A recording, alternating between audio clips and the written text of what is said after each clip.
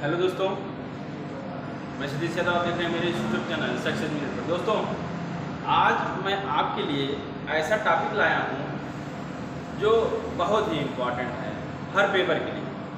Paper पेट होने वाला है, जूनियर असिस्टेंट होने वाला है, उसमें ये पेपर या क्वेश्चन आना ही आना है। दोस्तों, कल आपके लिए मैं वीडियो नहीं बना पाया था। कल मैं दोस्तों उपस्थित नहीं था, इसलिए पूरा बना नहीं पाया था। शॉर्ट वीडियो बनाया था, बड़ा वाला वीडियो नहीं बनाया था। आज उसी क्रम में मैं आपके लिए मौलिक अधिकार या कहा जाए मूल अधिकार, मौलिक अधिकार मूल अधिकार क्या है, कितने अनुच्छेद में है, कौन से भाग में है, कहाँ कहाँ इसका वर्णन है, दोस्तों आज पूरा डिटेल में हम लोग पढ़ेंगे। चलिए देखते हैं मौलिक अधिकार। इसको कहा जाए या तो मौलिक अधिकार कहेंगे या मूल अधिकार, कहीं भी नाम आए मौलिक अधिकार या मूल अधिकार का हम कंफ्यूज नहीं होंगे।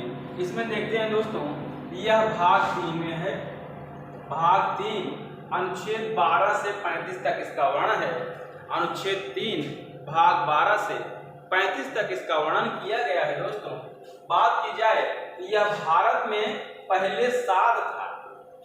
इसकी संख्या दोस्तों भारत में पहले 7 थी। इसकी संख्या भारत में पहले 7 थी, लेकिन अब दोस्तों इसमें यह अच्छा हो गया है। कैसे हो गया है? यह 44वें संविधान संशोधन 1978 में 44वें संविधान संशोधन 1978 में अनुच्छेद 31 को निकालकर अनुच्छेद 300 का में डाल दिया गया है। उसका नाम था संपत्ति के अधिकार। संपत्ति के अधिकार को दोस्तों जो मौलिक अधिकार था वह संविधान संशोधन 44वें संविधान संशोधन द्वारा इसको निकाल दिया गया है। यह रखा गया है अनुच्छेद 300 का में, और संपत्ति यहाँ से हट गया है। और अब हमारा मौलिक अधिकार 6 है। अब बात की जाए, यह मौलिक अधिकार 6 हैं दोस्तों। अब यह 6 कौन कौन से 6 हैं इसको देखते हैं, इसके बारे में जानते हैं। तो दोस्तों बात की जाए, जो 6 अधिकार हैं, पहला है समता या समानता का अधिकार, अनुच्छेद 14 से 18 तक। सॉरी दोस्तों, अगर बात की जाए समता या समानता का अधिकार दोस्तों, यह अनुच्छेद 14 से 18 तक है। यह मौलिक अधिकार का पहला है, यानी समता या समानता यानी समान सबके लिए। आगे पढ़ते हैं, देखते हैं। दूसरी क्रम में आता है दोस्तों स्वतंत्रता का अधिकार। बात की जाए स्वतंत्रता का अधिकार, यह अनुच्छेद 19 से 22 तक है। अनुच्छेद 19 से 22 तक है। उसी क्रम में आ जाता है दोस्तों शोषण के विरुद्ध अधिकार, अनुच्छेद 23 से 24। अनुच्छेद 23 से 24 यह शोषण के विरुद्ध अधिकार है दोस्तों। उसी क्रम में आ जाता है दोस्तों धार्मिक स्वतंत्रता का अधिकार। धार्मिक स्वतंत्रता का अधिकार अनुच्छेद 25 से 28 तक इसकी बात की गई है दोस्तों। उसी क्रम में आता है 5वां सांस्कृतिक एवं शिक्षा। सांस्कृतिक एवं शिक्षा की बात की गई है मूल अधिकार में, अनुच्छेद 29 से 30। उसी क्रम में आता है 5वां की बात की जाए दोस्तों संवैधानिक उपचारों का अधिकार। संवैधानिक उपचारों का अधिकार की बात की जाए दोस्तों, यह अनुच्छेद 32 है। आप कह रहे होंगे दोस्तों 31 इसमें नहीं है, मैं बता दिया हूं 31 अनुच्छेद 31 संपत्ति का अधिकार, जो यहां से निकाल के दोस्तों अनुच्छेद 300 का में डाल दिया गया है 44वें संविधान संशोधन 1978, इसलिए अनुच्छेद 31 नहीं है। अब दोस्तों हम इसको डिटेल में जानेंगे कि यह डिटेल में जानेंगे कौन कौन सा जो अधिकार है, डिटेल में जानेंगे क्या है, कितना इसमें कौन कौन से अनुच्छेद आते हैं। तो पहला हम पढ़ेंगे दोस्तों इसी क्रम में समता या समानता का अधिकार, अनुच्छेद 14 से 18। इसमें दोस्तों 14, 15, 16, 17, 18 यह अनुच्छेद हैं। यह दोस्तों अनुच्छेद हैं। अब इस अनुच्छेद को जानेंगे, इस अनुच्छेद में क्या क्या है दोस्तों। तो बात की जाए 14 विधि के समक्ष समता का अधिकार। विधि मतलब जो विधि बनाई गई है वह है समान अधिकार सबके लिए, इसमें यही बताया गया है। अनुच्छेद 14 में जो विधि बनी है संविधान में वह समान, चाहे पुरुष हो, चाहे महिला हो, चाहे निम्न जाति हो, चाहे उच्च जाति हो, सबके लिए समान बताया गया है दोस्तों। यह अनुच्छेद 14 बताता है। अनुच्छेद 15 की बात की जाए दोस्तों, धर्म जात लिंग जन्म स्थान, धर्म जात लिंग जन्म स्थान की बात की जाए, चाहे धर्म किसी का कोई हो, चाहे अल्पसंख्यक हो, चाहे हिंदू मुस्लिम सिख ईसाई कोई भी हो, लिंग मतलब महिला जाति का महिला हो या पुरुष हो, यह है जन्म स्थान आपका कहाँ हुआ कैसा हुआ, इसमें कोई भेदभाव नहीं करना है दोस्तों। यह अनुच्छेद 15 बताता है। और 16 क्या बताता है दोस्तों, देखते हैं, लोक नियोजन में अवसर। लोक नियोजन में अवसर में दोस्तों मतलब जो सरकार द्वारा सुविधाएं दी जा रही हैं उसके लिए सबको समान अवसर जरूर है, सबको समान अवसर चाहिए, सबको समान अवसर देना चाहिए, इसमें यह बताया है अनुच्छेद 16। उसी क्रम में आता है 17 अस्पृश्यता का अंत। अस्पृश्यता का अंश अनुच्छेद 17 दोस्तों बहुत ही इंपॉर्टेंट है, यह बहुत पूछा जाता है। इसमें यह बताया है छुआछूत का अंत। आजकल जो छुआछूत उच्च जात निम्न जात की होती है, इसमें अंत बताया गया है, यह छुआछूत नहीं होना चाहिए। और अनुच्छेद 18 उपाधियों का अंत। अनुच्छेद 18 में यह बताया गया है दोस्तों, उपाधि आप केवल मिलिट्री संबंधित उपाधियों को छोड़कर और कोई उपाधि धारण करके नहीं चल सकते। जैसे दोस्तों यहाँ पे आपको मैं बता दूं, कोई राजपूत है,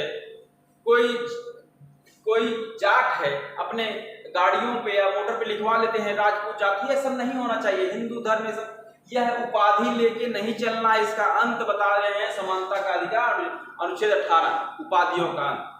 केवल मिलिट्री संबंधित, जैसे आप मेजर हो गए, ब्रिगेडियर हो गए, यह उपाधि लगा सकते हैं आप, लेकिन और कोई उपाधि नहीं लगा सकते। ठीक, उसी क्रम में आता है दोस्तों दूसरा, यह हो गया मौलिक अधिकार में समानता का। दूसरा स्वतंत्रता का अधिकार। स्वतंत्रता का अधिकार दोस्तों अनुच्छेद 19 से 22 तक बताया गया। इसमें बताया गया है अनुच्छेद 19 यह कह रहा है अभिव्यक्ति की स्वतंत्रता। अभिव्यक्ति की स्वतंत्रता की बात की जाए दोस्तों, अभिव्यक्ति मतलब बोलना, मतलब आपको बोलने की स्वतंत्रता है। इसमें अभिव्यक्ति स्वतंत्रता दोस्तों 6 प्रकार की स्वतंत्रता बताई गई है, चलिए देख लेते हैं। पहला है बोलने का अधिकार, बोलने की स्वतंत्रता, आप बोल सकते हैं।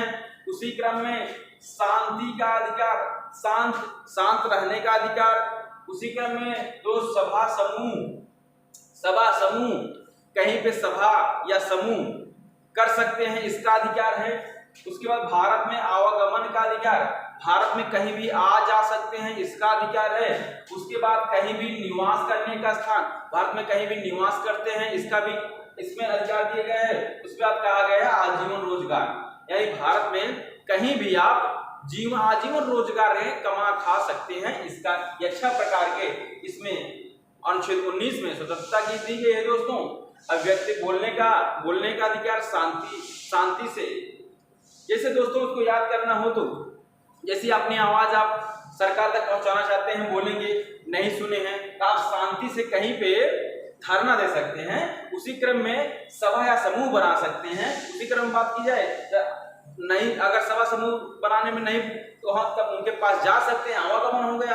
अब जाएंगे तो वहां रहेंगे तो निवास भी कर सकते हैं। अब वहां रहेंगे तो कुछ खाना पीना खाएंगे, रोजगार करेंगे तो वहां अपना जीवन यापन कर सकते हैं, इस तरह से आप याद कर सकते हैं। उसी क्रम में बात की जाए अपराध के 2 सिद्धि, अपराध 2 सिद्धि अनुच्छेद 19 और अनुच्छेद 20, यह स्वतंत्रता का अधिकार है।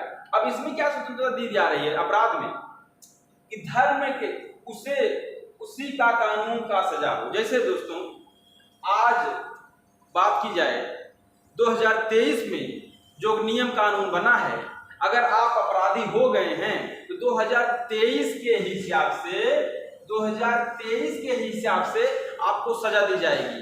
अगर आपको सजा 10 साल बाद मिलती है तो 10 साल बाद जो कानून आएगा, जैसे 2023 में 6 साल का सजा है और 2033 में वह 10-20 साल की सजा कर दी जाए, लेकिन आप 23 के अपराधी हैं तो आपको 10 साल की सजा मिलेगी, इसमें यह बताया गया है। उसके बाद इसमें और इसमें अपराध में 3 प्रकार के अपराध की छूट दी गई है। अगला है धर्म के विरुद्ध गवाही देना, यानी दोस्तों इसमें धर्म के विरुद्ध आप कोई मतलब दूसरा धर्म लिए हैं तो आपको जबरी गवाही नहीं दिला सकते, इसमें यह बताया गया है। उसके बाद तीसरा बताया है एक अपराध पे एक बार। इसमें कहा गया है कि जैसे आप अपराध एक किए हैं तो आपको सजा एक ही दी जाएगी, नहीं कि आप ऐसा नहीं कि आप अपराध की सजा काट चुके हैं, कोई अपराध करेगा, कहीं आप किसी को मर्डर किए या चोरी किया अपराध किए तो कहीं चोरी में अपराध होगा वो दोबारा नहीं उठा के ले जाएंगे, यानी एक अपराध के लिए एक बार सजा होगी। इसमें यह दोष सिद्धि का अपराध किया है, यह जो अनुच्छेद 20 में। अब अनुच्छेद 21 की बात की जाए दोस्तों, अनुच्छेद 21 में क्या कहा गया है? अनुच्छेद 21 में कहा गया है जीवन जीने का अधिकार, प्राण एवं दैहिक स्वतंत्रता। यह बहुत इंपॉर्टेंट है, प्राण एवं दैहिक स्वतंत्रता, अनुच्छेद 21। अब अनुच्छेद 21A यानी अनुच्छेद 21 से यह संवैधानिक संशोधन द्वारा जोड़ा गया है दोस्तों। यह अनुच्छेद 21 से 86वें संविधान संशोधन 2006 में जोड़ा गया है। इसमें कहा गया है 6 से 14 वर्ष के बच्चों को निःशुल्क शिक्षा देना अनिवार्य है सरकार को। यह अनुच्छेद 21 से 6 से 14 वर्ष के बच्चों को निःशुल्क शिक्षा देना अनिवार्य है, यह सरकार के द्वारा बताया गया है। अब बात आती है दोस्तों अनुच्छेद 22। अनुच्छेद 22 की बात की जाए, यह भी बहुत इंपॉर्टेंट है दोस्तों, क्योंकि यह गिरफ्तारी के संरक्षण। देखिए दोस्तों, इसमें बहुत कंफ्यूज होते हैं बच्चे, अपराध के दोष सिद्धि और गिरफ्तारी के संरक्षण। इसमें 20 का 22 बता देते हैं, 22 का 20 बता देते हैं। यह देख लीजिए, अपराध के दोष के लिए इसमें दिया है अपराध, और इसमें गिरफ्तारी के संरक्षण के लिए किया गया है। यह अनुच्छेद 22 गिरफ्तारी संरक्षण 3 प्रकार के इसमें संरक्षण दिए गए हैं दोस्तों। देखिए, पहला कारण पूछने का, अगर आपको गिरफ्तार किया जाए तो आप उससे कारण पूछ सकते हैं, मुझे किस कारण से मतलब गिरफ्तार किया गया। दूसरा, 24 घंटे के अंदर आपको मजिस्ट्रेट के सामने उपस्थित करना है, यह एक अधिकार दिया गया है। वो भी आने जाने का समय छोड़ के, ख्याल करिएगा, आने जाने का समय छोड़ के 24 घंटे के अंदर आपको मजिस्ट्रेट के सामने पेश करें। उसके बाद एक और स्वतंत्रता दी गई है, आपको अपने मनपसंद कानूनी सलाहकार यानी वकील कर सकते हैं कि मैं जो अपराध किया हूँ यह कैसे इससे बचा जाए, मनपसंद वकील कर सकते हैं। 3 प्रकार के अनुच्छेद 22 में यह संरक्षण दिया गया है दोस्तों। ऐसे क्वेश्चन बहुत आता है, आप हमारी बातें केवल सुनते रहिए बस। उसी क्रम में बात की जाए शोषण के विरुद्ध अधिकार, अगला है दोस्तों शोषण के विरुद्ध अधिकार। अनुच्छेद 23 और 24 में बताया गया है, अनुच्छेद 23 और 24 बताया गया है दोस्तों। देखिए मौलिक अधिकार हम कितना पढ़े हैं, 1 2 3, इसमें 1 2 ये तो पढ़े हैं दोस्तों। तीसरा शोषण के विरुद्ध अधिकार, उसके बाद अगला है चौथा पांचवा, ठीक 2 पढ़े हैं, समता का स्वतंत्रता का अधिकार, स्वतंत्रता का अधिकार। अभी तो स्वतंत्रता पढ़े थे दोस्तों। अब अगला तीसरा पढ़ते हैं, ये पहला है, ये दूसरा है और ये तीसरा है, चौथा है और ये पांचवा, ठीक।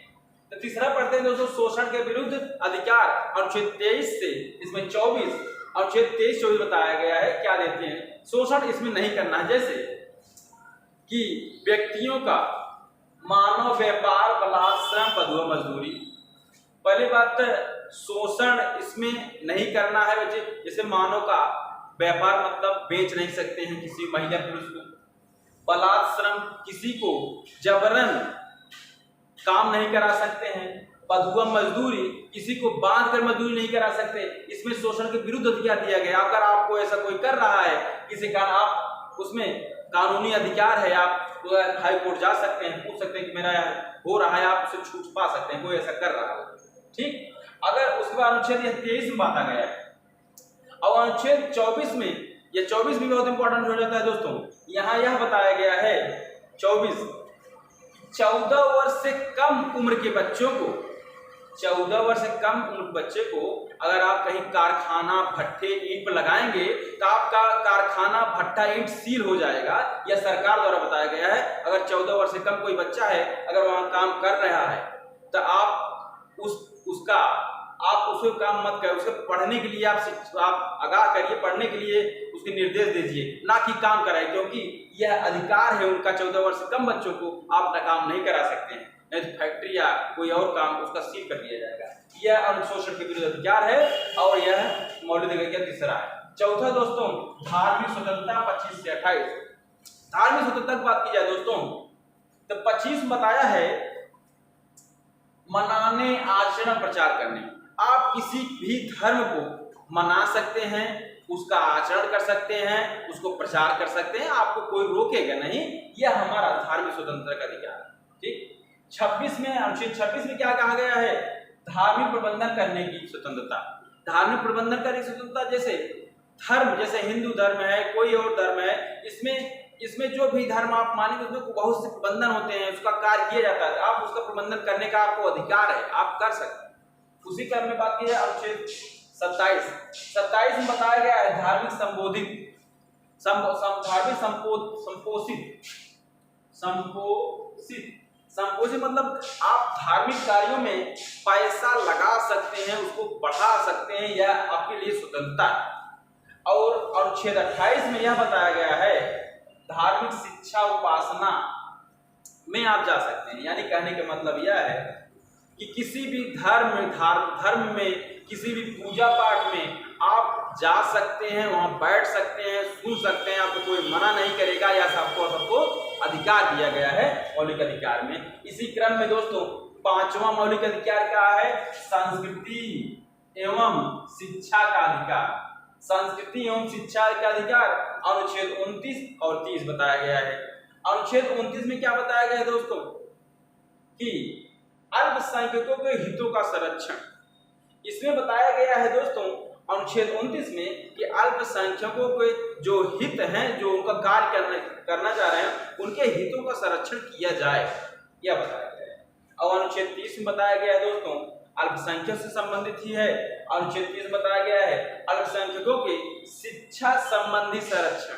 अल्पसंख्यकों को उनके लिए शिक्षा, नया मदरसा खोला जाए, उनके लिए शिक्षा की व्यवस्था हो, मतलब कोई रोकेगा ना, उनका अधिकार है कि वह अपने शिक्षा का संरक्षण संबंधी कर सकते हैं।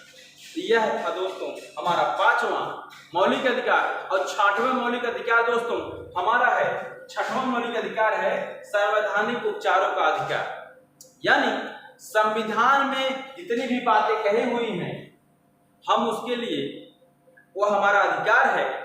यह हाई कोर्ट में कहता है, सुप्रीम कोर्ट बताता है कि यह सुप्रीम कोर्ट, हाई कोर्ट बताता है कि संविधान में कही हुई बातों के लिए मुझे सब चीजों का पर अधिकार है। यह संवैधानिक उपचारों का अधिकार यह बताया गया 6वें में। दोस्तों यह था हमारा मौलिक अधिकार या मूल अधिकार। यह बहुत ही इंपॉर्टेंट है दोस्तों पेपर के लिए।